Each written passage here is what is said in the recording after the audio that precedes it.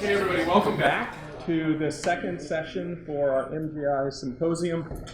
I'm Mike Benke from the Department of Biostatistics, and it's my profound pleasure to introduce our keynote speaker, Ben Neal. Ben is a member of the Broad Institute of MIT and Harvard. He directs there the Stanley Center for Psychiatric Research. He's also associate professor at the Harvard Medical School and the Massachusetts General Hospital, where he directs the Genomics of Public Health Initiative. Ben's research focuses on genetics of common diseases with a particular focus on severe psychiatric and mental health disorders. Ben develops statistical genetic methods and computational tools, major genetic resources like GNOMAD, the catalog of human genetic variation. He's developed and leads multiple large international genetic consortia focused on different diseases like autism and schizophrenia and bipolar disorder, and also on combining data across multiple biobanks, including MGI. It's been my pleasure to know Ben as a colleague and friend for nearly 20 years, and to watch his development into one of the true leaders of our field. Ben, welcome. Delighted to have you here. Please join me in welcoming Ben Neal as our keynote speaker. Thank you, Mike. Feeling is 100% mutual, and it's a great pleasure to be with you here today. It is a very exciting time in human genetics. It's also a very complicated time. I had a colleague describe it as, genetics is sort of like the dog that caught the car. Chase the car and catches it. Now what? So I'll just get a few disclosures out of the way. You can have a read. You can ask me about them if you want. And feel free to raise your hand, ask questions, interactive sessions, dialogue. That is the lifeblood of science, and I think it makes for better talks and engagement and all of those things.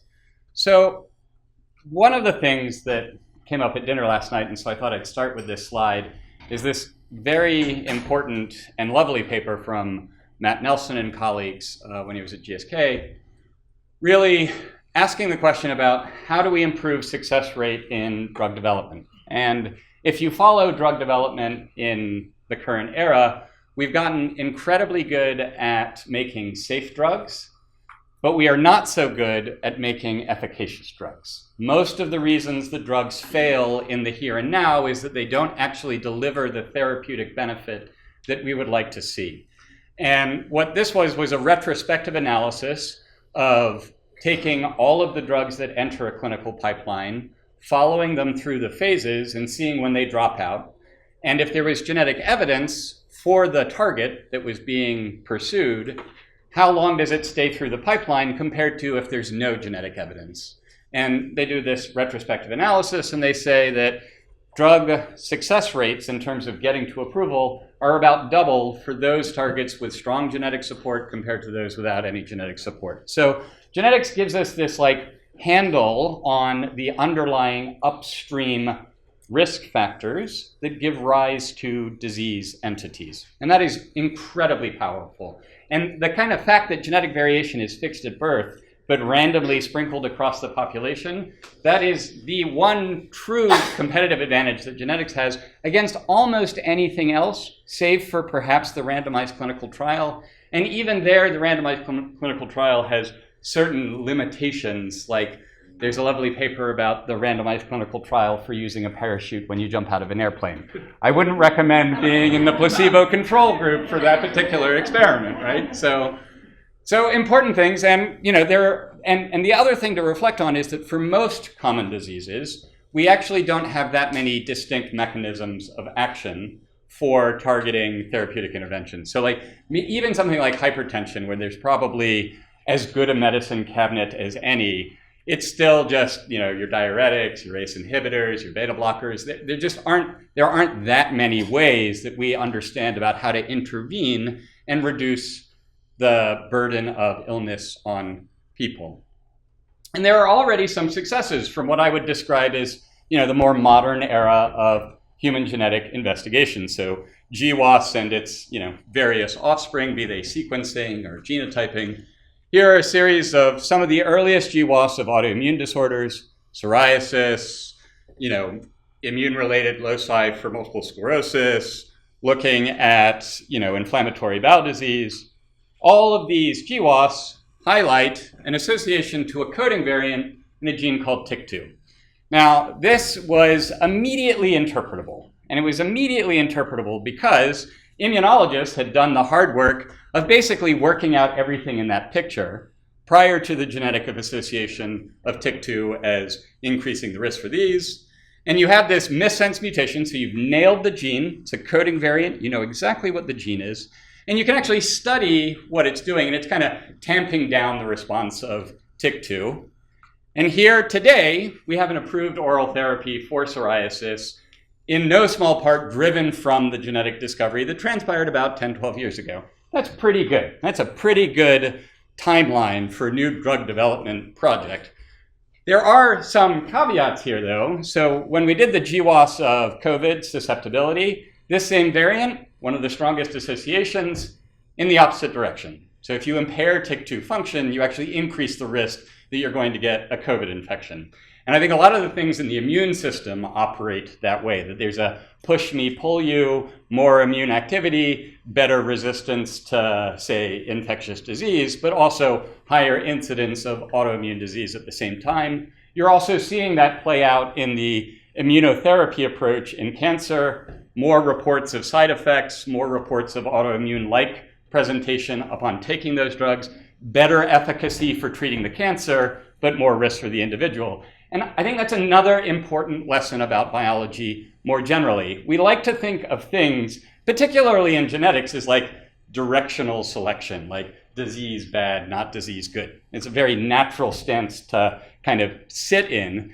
But if you're trained as a clinician, I am not trained as a clinician, but if you're trained as a clinician, you actually think a lot about homeostasis and living in the middle of a distribution and trying not to be too high or too low on something. And so those complications of dynamic biological systems and the sort of push me, pull you is part and parcel of what we have to understand if we're actually going to make progress in treating disease.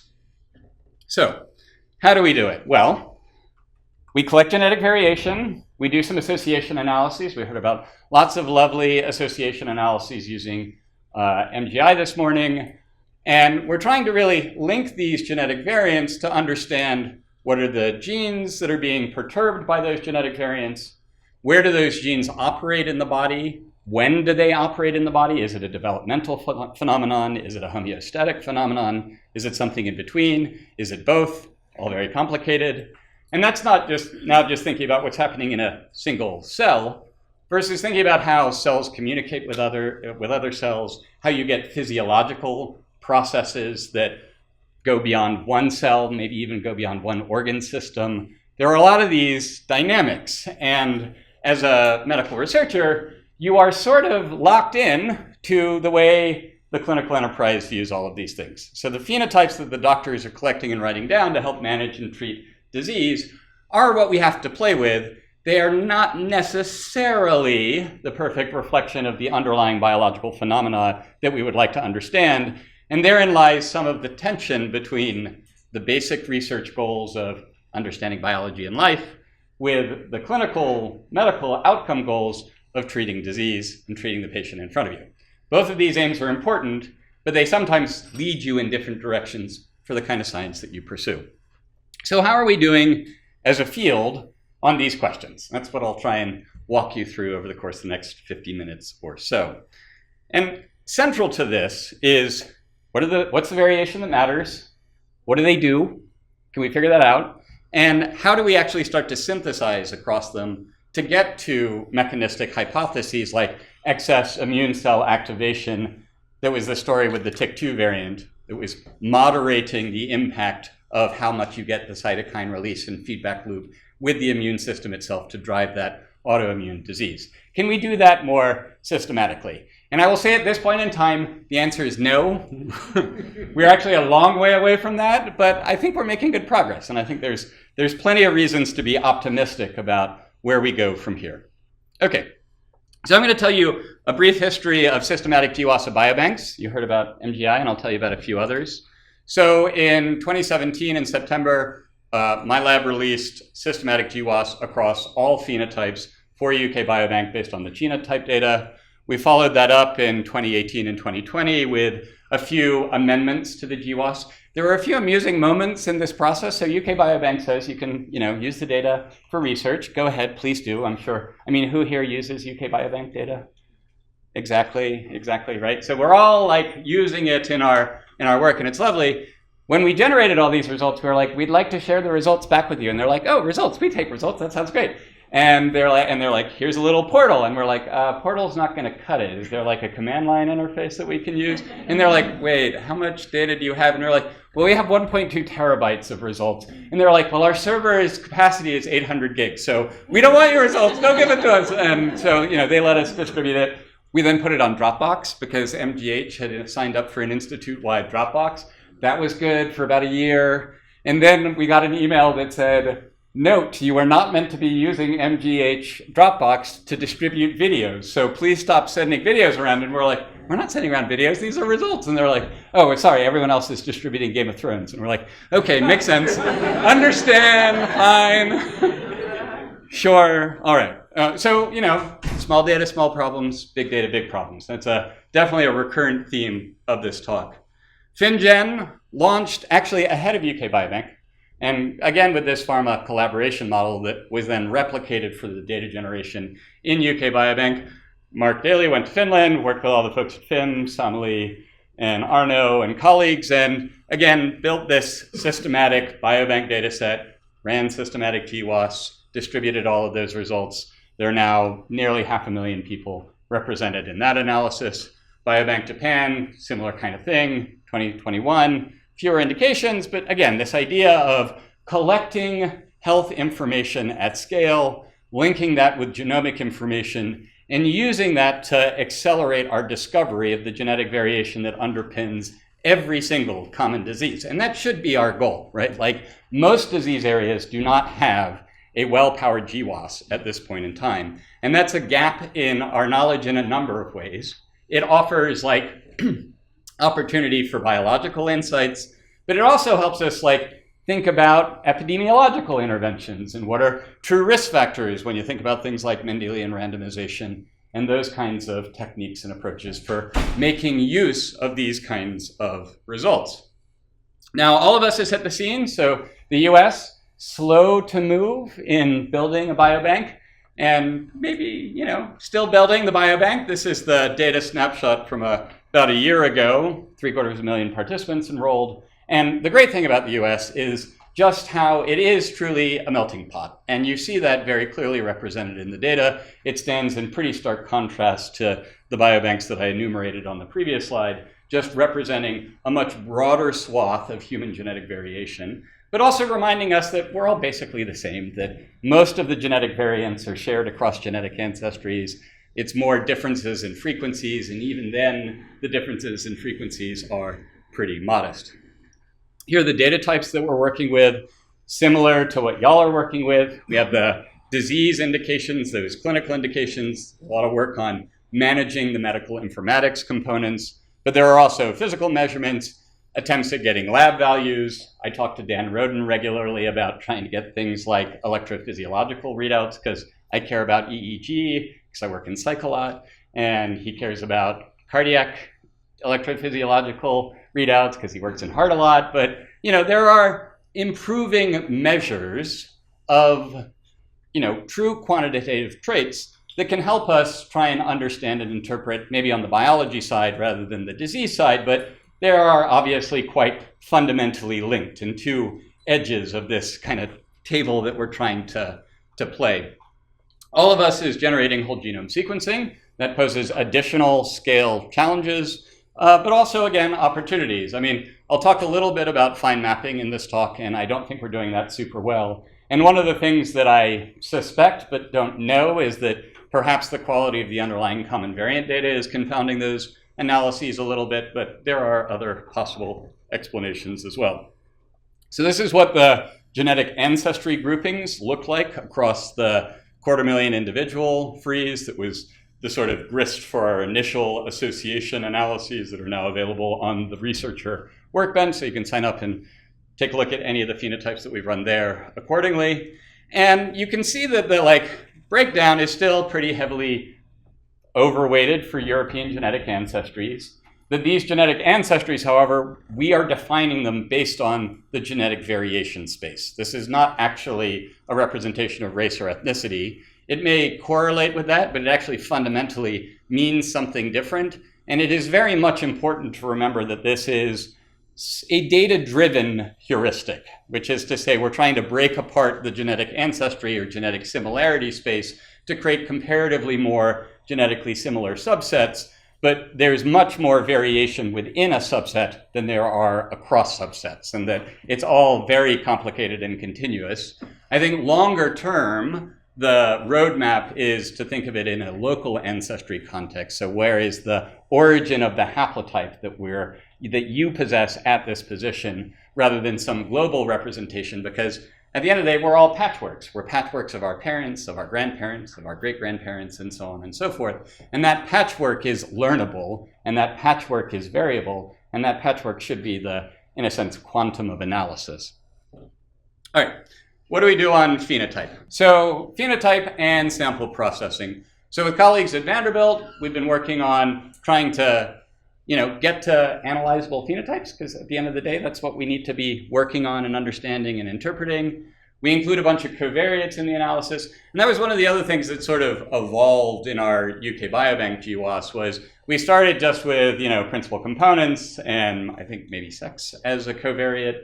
And then we've now added age squared, sex, age by sex squared, sex by age squared, and the principal components as covariates in the genetic analysis of UK Biobank, and that's now sort of propagated forward based on what all the epidemiologists immediately wrote to us after we released our first set of results of you should include these covariates. It'll help clean up your analysis a little bit.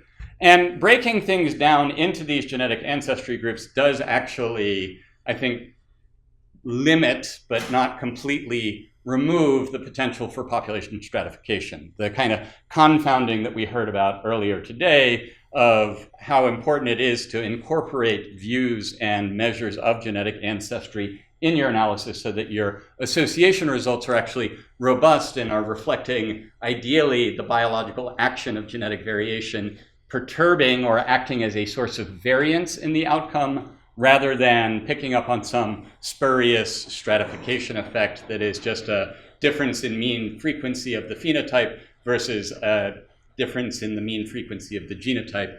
And remember, most of the genetic differences in frequency that exist across human populations are down to drift. So that is the overwhelming largest source of variation. And drift is just the geneticist's way of saying random chance. Because remember, every time you have a heterozygous allele, 50-50 shot of it being passed on, which means the frequency will take this wandering path. And those wandering paths can diverge if you have separation of subsets of the individuals within the broader population. So we get down to about 6,600 phenotypes, give or take. Most of them are disease binary outcomes. There are a handful of quantitative traits. We usually impose an inverse rank normal transform on those, since that also seems to improve the quality of the analysis. But, your mileage may vary on such things.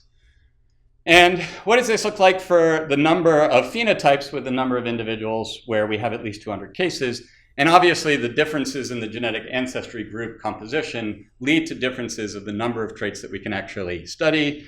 We use a couple of different phi codes, but here's an example of some of the lab measures, things like hemoglobin, glucose, et cetera, et cetera. So some of the things that you're going to most regularly be measured in a clinical setting are the things that are most easily accessed for these kinds of biobanks. And that's a pretty general rule. And then the phi code X is a sort of update that the folks at Vanderbilt have been working on to the phi code representation. And I think that this is still hacky. At some level, it's we're making guesses, we're doing our best, but I'm not sure that we've actually isolated every clinical entity to be a truly, unitary, homogeneous entity. There's still probably some heterogeneity in these phenotypes.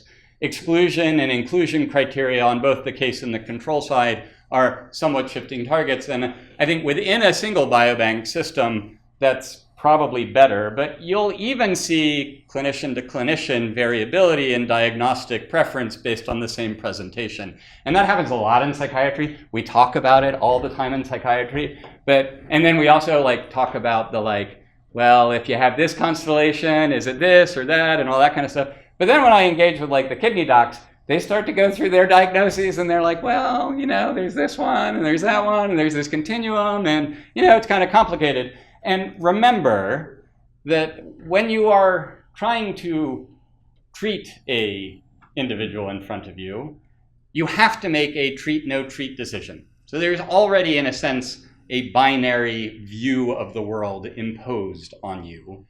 And to make that decision, that's when you diagnose or you don't diagnose, or you may differentially diagnose. But the clinicians have uncertainty about this, but they just accept and recognize that uncertainty because they're trying to make sure that they're delivering the best quality of care to the individual in front of them. And so that binary view of the world, even if it doesn't reflect the true continuum, right? Hypertension is not the same as blood pressure, even though you can figure out whether you have hypertension just from measuring your blood pressure. That continuum matters. But the decision to treat matters, the decision to intervene matters, the binary approach to medical decision making is still the way we're going to have to proceed. All right, some pipeline statistics. So we ran a bunch of GWAS and a bunch of RVAS. So RVAS is rare variant association studies. We did nearly 8,500 plus such analyses, just overwhelming majority of those in the largest genetic ancestry subsets. It took about 96 years of compute. I love the cloud. It's great. We can do that in a week. It's pretty nice, right? You have to remember, when I started this, we had a tiny little research compute cluster that had 64 cores at my first institution, and that was really exciting technology. The idea of spending, nearly a century of compute in a week just felt like science fiction. So that is a reminder of just how much the computational landscape is changing at the same time that our ability to collect and measure genetic variation is changing, our ability to collect and measure health information is changing. All of this was performed using Hail. We've been developing Hail now for the past 7.5, 8 years. Cloud native platform, really designed to scale these kinds of workflows.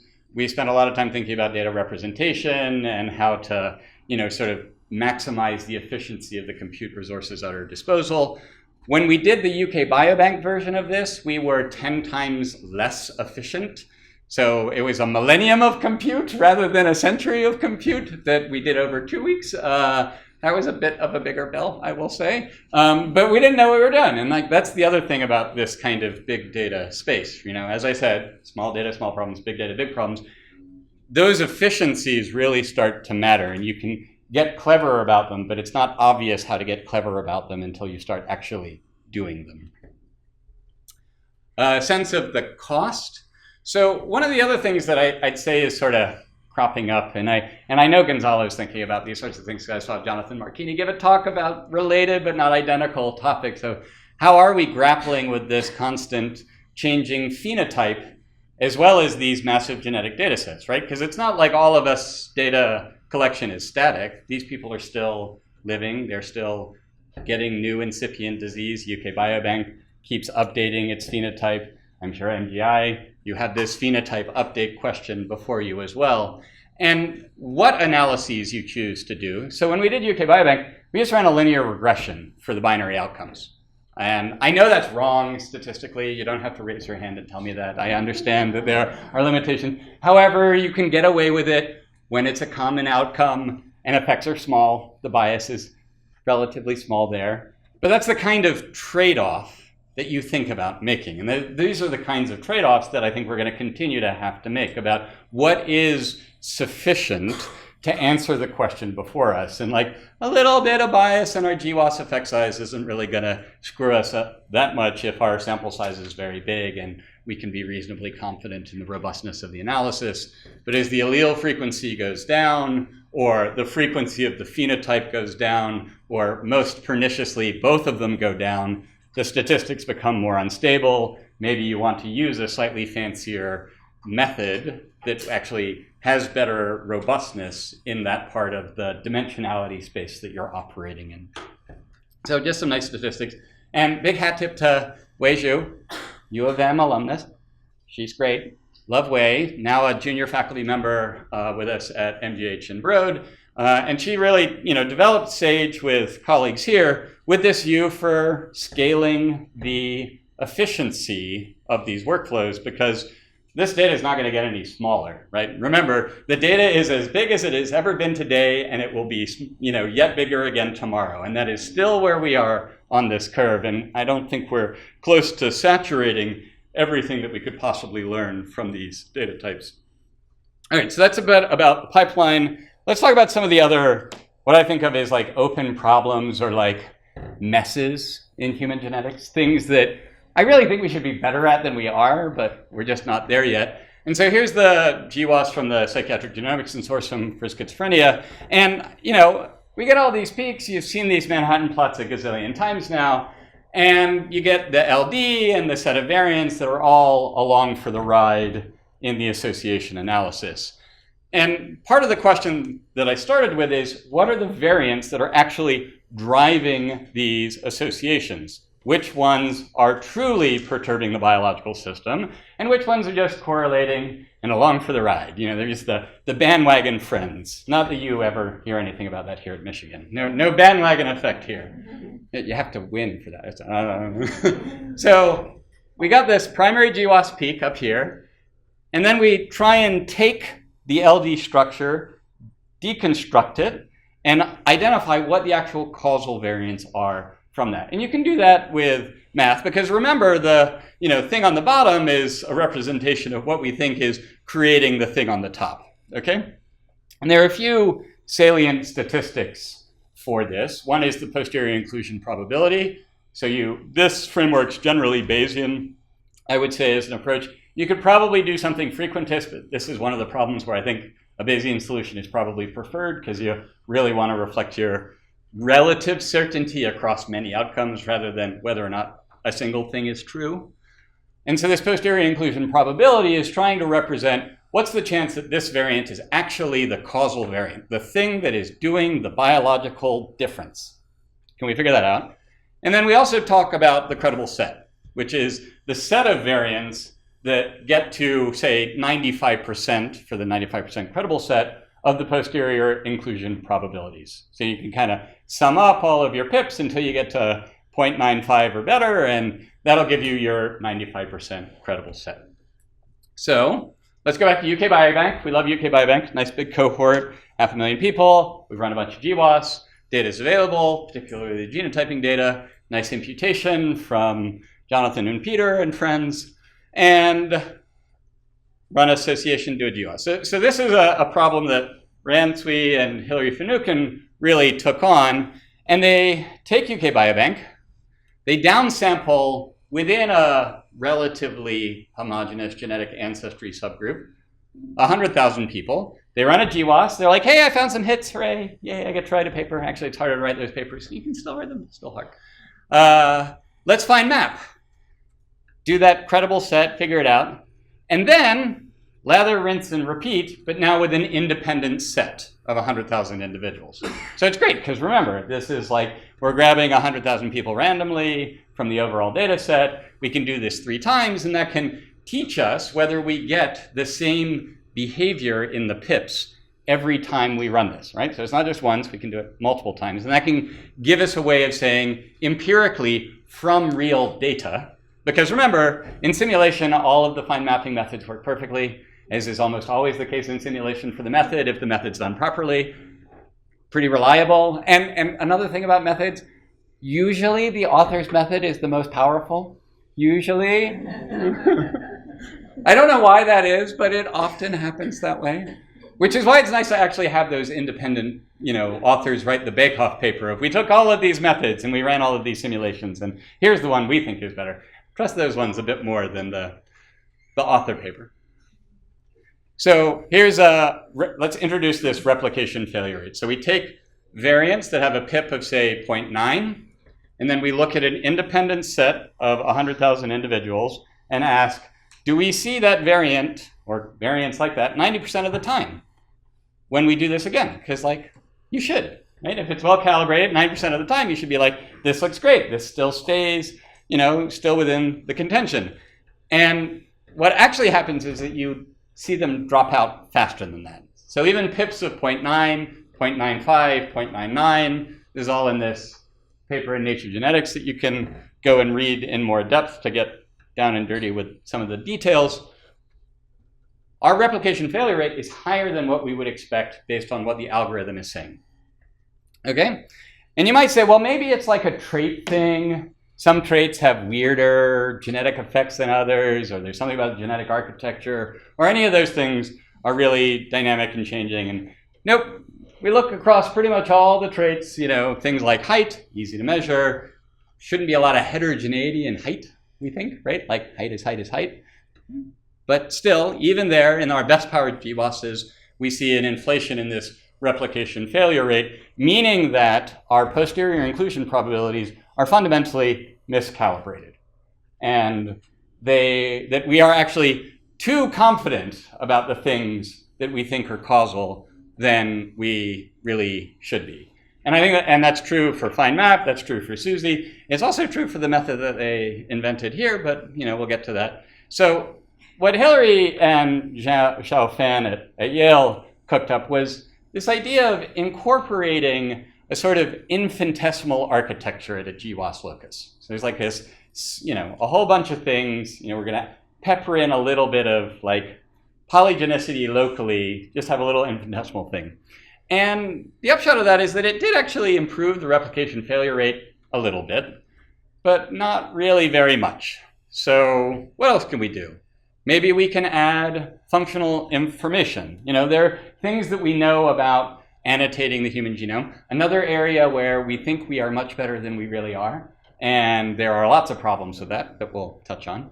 But if you take just a very simple 3-class model of genetic variation annotation, you got coding variants, you got putative regulatory variants. These are common variants that live in enhancers or other epigenetic marks, things that the functional genomicists are going to say, this is in the space of the genome that might have some sort of regulatory impact. Although I will note that the base pair consequences to things like enhancer function, those models just don't really exist right now. And that is another area where I think there is a huge opportunity for advance because, we're not calling it junk DNA anymore, but I would maybe say we're still at the junk annotation, even if we don't think it's junk DNA at this point in time.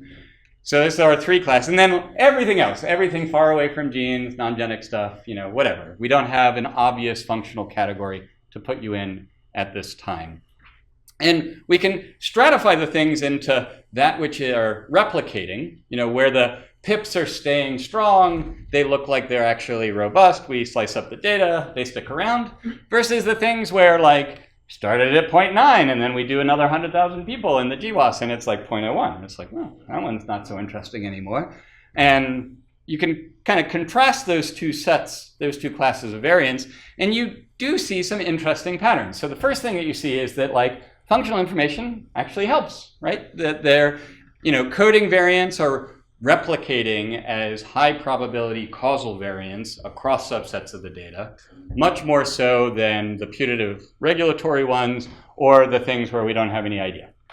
That is, nothing or does something and we don't know what that kind of thing is. And remember, there are like robust GWAS loci in gene deserts where there's like no gene in a meg.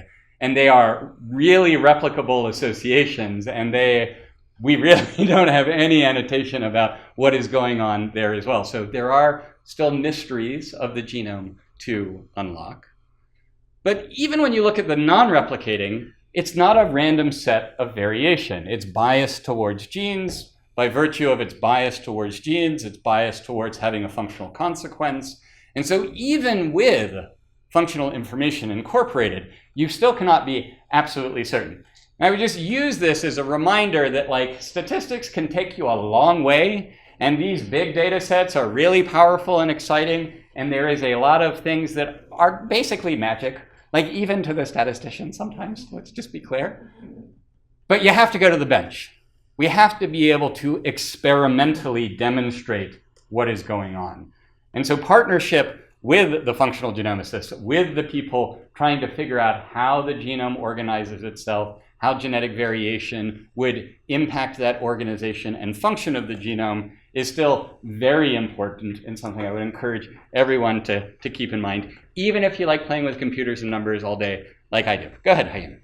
So when you have this replication problem, so it could be either false positive in original finding, or it could be false negative in just due to lack of power. So I guess it's hard to know exact numbers, but you have guessed like how many of them. Yeah.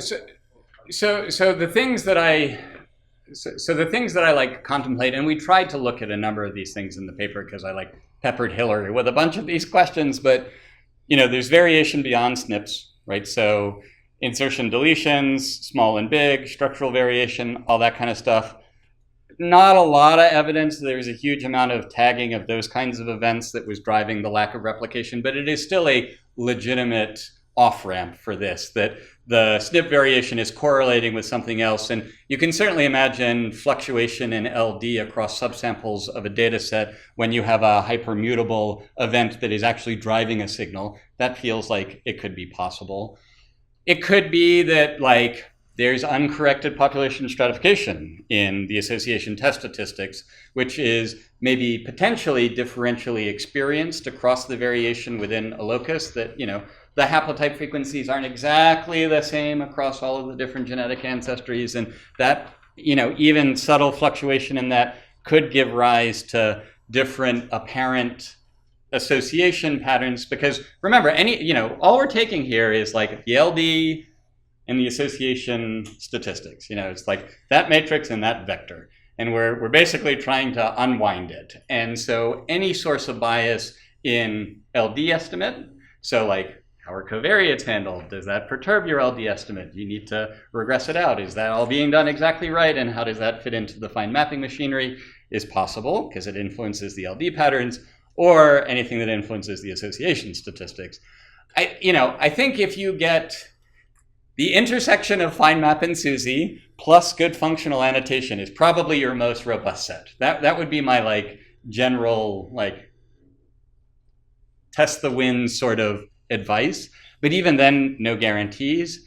And you still want to understand the mechanistic consequence. So that's why you still got to go to the bench. But if we as statistical geneticists are meant to be saying, test these 50 variants, it is important to remember that this is a classic moral hazard. Because here we're going to make a hypothesis. Here you go. We might be wrong, but it doesn't really matter because we've already written our paper. So we're in the clear, everybody. The people at the bench are the ones that are taking on that risk. And that moral hazard is real, and it is very real for geneticists, and it is also something where it is very important to be very clear about the limitations of where you get to, because, someone puts a postdoc on a project like this and none of the variations actually causal, that is not going to be a great postdoc. You'll learn a lot of techniques, but it's going to be hard to write a lot of nice papers, and both of those things matter.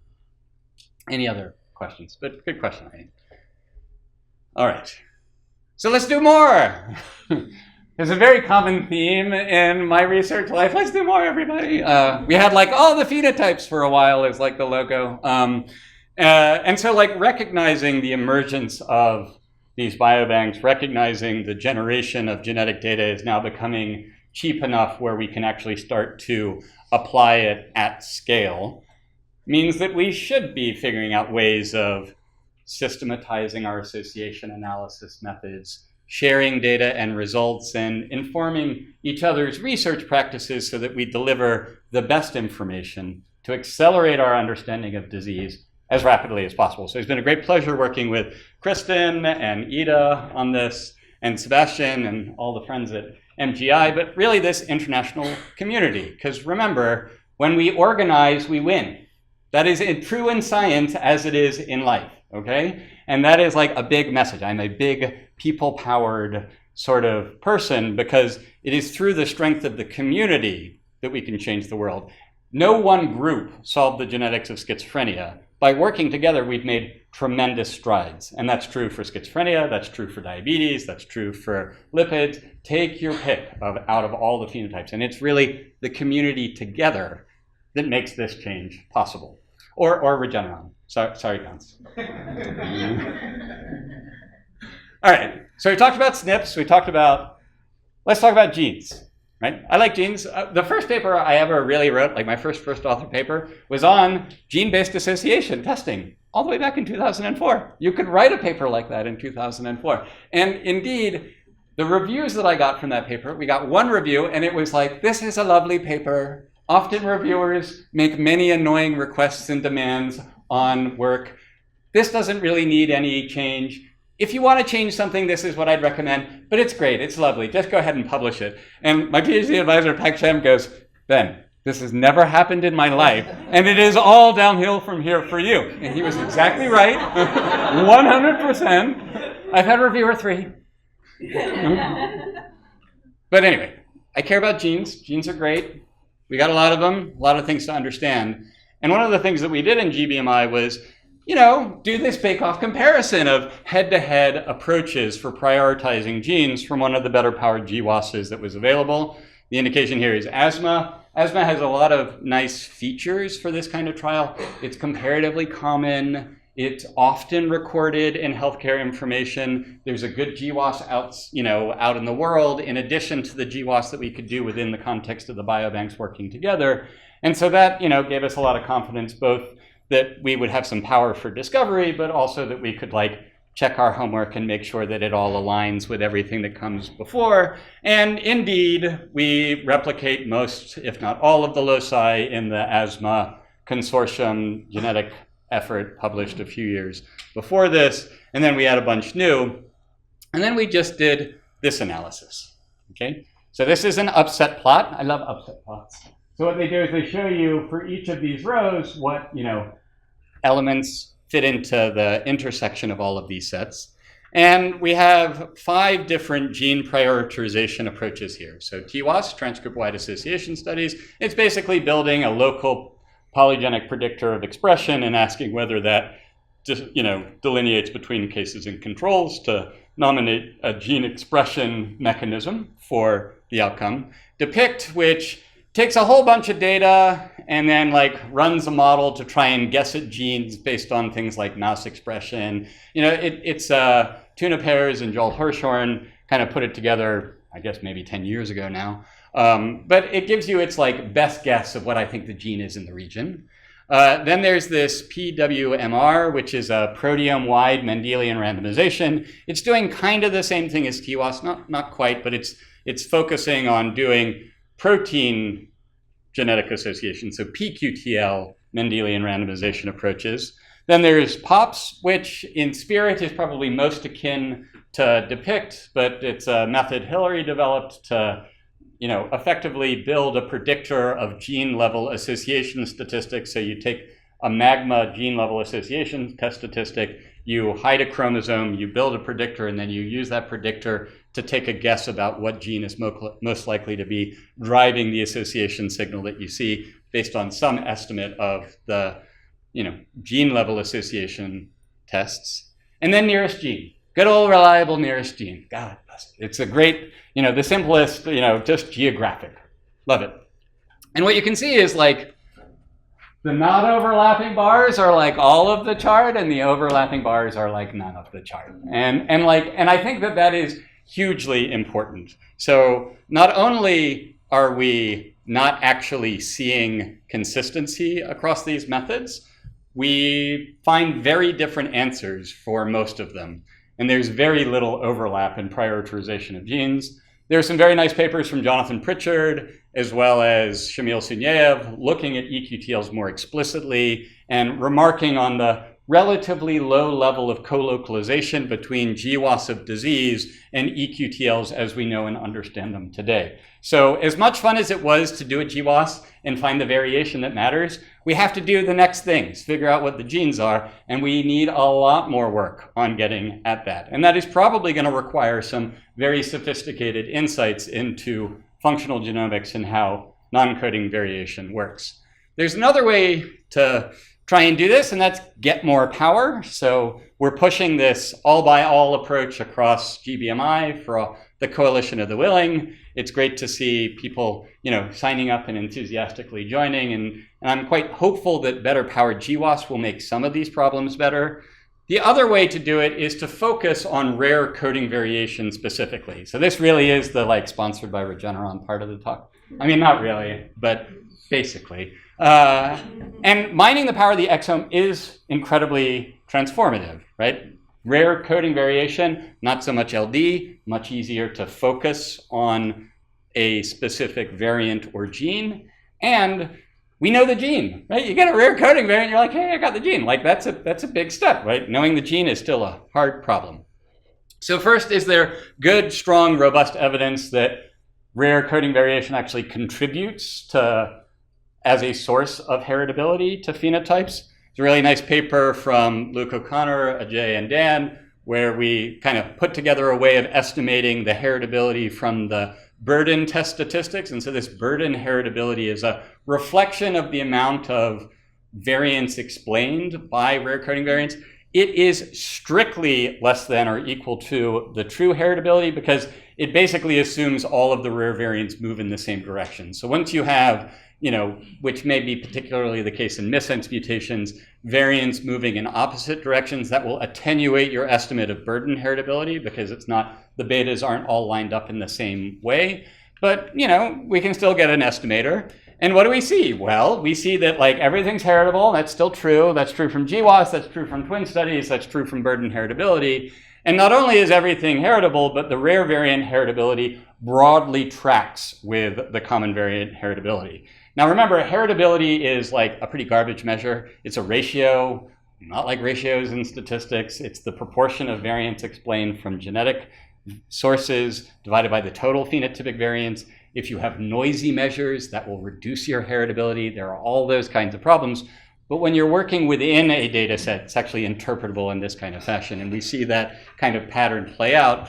And, the more complex it gets, maybe the more consistent it is. But, hard to say. It's a lot of wobble there. And we can also estimate it directly for schizophrenia and bipolar disorder. Again, a small slice of variance for the overall phenotype in terms of the population level. But because it is biologically interpretable, it is of overvalued importance in our quest to understand where these illnesses come from.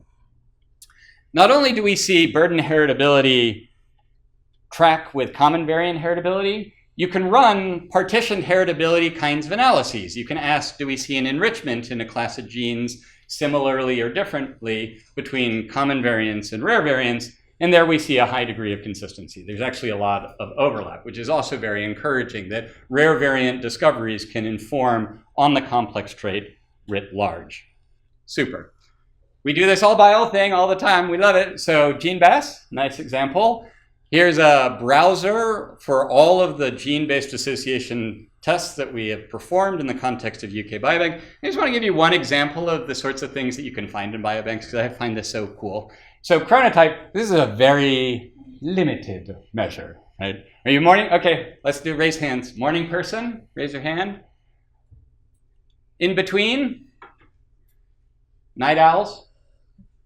It's always, oh, come on, Gonzalo. You need to raise both hands. Texted me at 11:30 last night, and I responded, I'm still working on my talk. So I'll raise both hands too.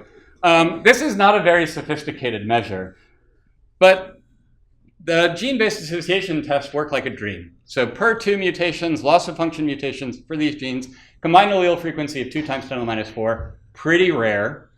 Overwhelmingly associated, 10 to the minus 12, very, very satisfied with that association. And, this is known, and it's known from the Mendelian literature, whereas there's this phenotype where people go to bed at 7:30 at night, every night. They have no choice, and they are very early risers. And it's because they have a loss of function mutation in this gene called per2, which is part of the circadian clock. And it is basically a guarantee that you're going to have that kind of sleep pattern if you carry these kinds of variants, and we see that very, very clearly from a very light phenotype in the context of UK Biobank. So light phenotype at scale can get you on the right track for understanding things about biology. We just happen to be able to interpret this because the Mendelian geneticists got there already and figured it all out for us. And so we have these nice diagrams that I can include in my slide and make you think I'm a biologist. we can also do this for diseases. So we've started the all-by-all analysis in all of us. So all by all of us. It's a real mouthful, that. We really got to work on the branding. I don't know. Maybe A by AOU or something. I don't know. And emerging type 2 diabetes associations that are also replicated by our friends at Regeneron over here. They wrote this nice paper about it in addition. And so you can start to see these rare variant associations gathering speed. And they are going to teach us very important starting points for biological investigation. Do the same thing for triglycerides. We can also meta-analyze, all of us in UK Biobank, and start to really boost that association power and start to see those genes really emerge from our GeneWise Manhattan plots that I've been showing you for the last few slides. As well as uncover, some potential new or at least tantalizing clues of novelty for things like loss of function mutations in Titin also being associated with heart rate in addition to the established association with QT interval. And so again, let's work together. And rare variation and common variation have similarities and differences. Annotation matters a hell of a lot more in the analysis of rare variation. And I do not think we are doing a good job with missense mutation consequence functional annotation beyond saying, hey, it changes the sequence of amino acids. We got that one nailed. Go us. But there's still a long way to go from being able to understand whether that's actually going to have a functional impact on a part of the biological system that matters for a disease entity. But we can look at coronary artery disease, and you can see that we're, replicating nice, known, strong associations. So it's really great having these positive controls because they give us confidence in the way that we're proceeding, and hopefully the new things will be just as robust as that which has come before. So, a few closing thoughts before I open for a few more questions. Genetics works. It really does. It's getting there. It's hard. If you improve the quality of the phenotype, I do believe you can get better results. But you should not, a very good phenotype on 100 people versus a very bad phenotype on 1 million people. I will take option 2 every time. That sample size really matters. And this debate raged in diabetes because there are all these fancy blood glucose homeostasis readouts, HOMO-IR, et cetera, that are onerous on the people doing them. You have to do an oral glucose tolerance test. You got to fast. You have this horrible orange drink. It's very gross. And then they do all of these measures. That's a lot of work to put a participant through versus, do a blood draw and look at hemoglobin A1C. Yeah, it's not great. It has an erythrocytic function. We got to be worried about that as well. But you can kind of start to disentangle those things from looking at the spectrum of associations across individual genetic variant. And that pleiotropic view is very powerful. And I haven't really gotten the slide deck honed on how to talk about that part just yet. But I think, pleiotropic effects and how to traverse all of the different phenotypic consequences of these associations will be a big part of figuring it all out, as I think we're all eager to do. Translating these discoveries into mechanism, basically very, very, very hard unless you know a lot about the biology upstream. And that's great for the immunologist, but if you're working in schizophrenia, it's just going to be harder. But that's okay. It gives us starting points. We have new durable insights now that we've never had before. And that's an amazing moment to be in, right? People have talked about schizophrenia for thousands of years. It's in Galen. It goes way, way, way back. We've always known it exists. We haven't had handles on the biology. We're now starting to get them. And that really will lead to changes in the way that we think about these disorders. And that's true not just for schizophrenia, but across medicine. Common variants are still the most important chunk of variation. If you are an epidemiologist, play with the common variants more than the rare variants. Strong instruments, so very big effect size rare variants, can also be valuable if you're interested in MR and epidemiology. Beware of feedback loops. They can confound those kinds of analyses very, very easily. But if you want to describe variability, if you want to do risk prediction and modeling, things like common variation should really be in your wheelhouse. And with that, I'll thank you all for your attention and open the floor for questions.